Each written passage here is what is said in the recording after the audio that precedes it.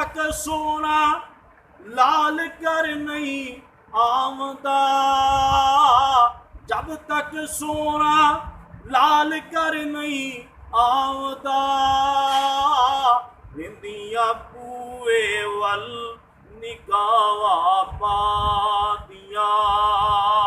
विंदिया पूए वल निगावा पादिया,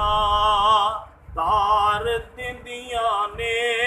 दुआवा पादिया, अजमता की सुनावा पादिया, भुख ते दुख विच, भुख ते दुख विच जरा भी नहीं घबरावती, भुख ते दुख विच जरा भी नहीं घबरावती, किन्निया अच्छिया ने वफावा मां ने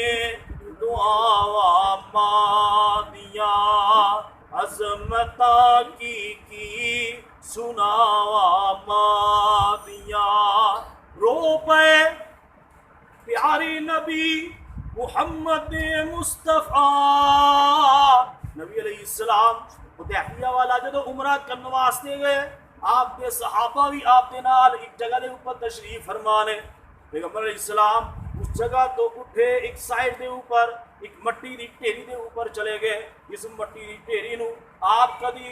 दाएं वाले पास्यों बराबर करन दे रहे, कदी बाएं वाले पास्यों बराबर करन दे रहे, कदी सज्जियों कदी खब्बियों, कदी सराने वाले पास्यों कदी पैंदा वाले पास्यों, अखां दे विचों आंसू जारी ने, पैगंबर अलैहिस्सलातु वस्सलाम दे सारे सहाबा वेखन दे रहे, सहाबा एक एक करके इस ढेरी के उत्ते आके जमा हो गए, वेखिया नबी अलैहिस्सलातु वस्सलाम बहुत ज्यादा रोंदे ने, हजरत उमर रज़ी अल्लाह तआला अन्हु फरमांदे ने, अल्लाह दे रसूल बहुत ज्यादा रोंदे हो, आका फरमांदे ने उमर ए मेरी मां आमिना दी कबर है, अज मां दियां शक्तां याद आ गईयां, सफर के दौरान